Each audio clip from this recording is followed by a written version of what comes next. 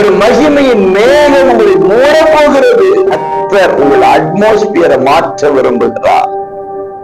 உங்களை அறியாமல் சில மதிப்பும் மரியாதையும் கனமும் மகிமையும் உங்களை இன்றைக்கு தேடி வரப்போகிறது. அன்பு உறவுகளே, இயேசுவின் நாமத்தில் மனதார வாழ்த்துக்கள். கர்த்தர் இயேசு உங்களை ஆசீர்வதிப்பாராக.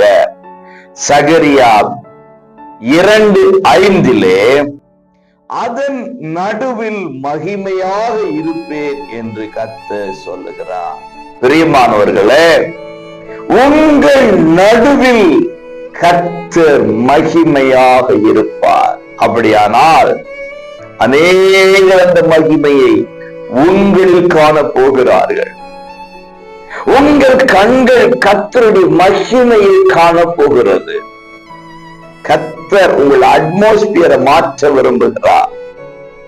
உங்களை அறியாமல் சில மதிப்பும் மரியாதையும் கனமும் மகிமையும் உங்களை இன்றைக்கு தேடி வரப்போகிறது.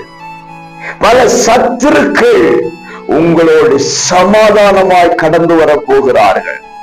உங்களை நிந்தித்தவர்கள், இகழ்ந்தவர்கள் புகழக்கூடிய சூழ்நிலை கர்த்தர் மாற்ற போகிறார். கர்த்தராகிய ஆண்டவர் சொல்லுகிறார், உன் நடுவிலே, உன் சூழ்நிலையின் நடுவிலே, உன் குடும்பத்தின் நடுவிலே, உன் வேலையின் நடுவிலே நான் மகிமையாய் இருக்க போகிறேன்.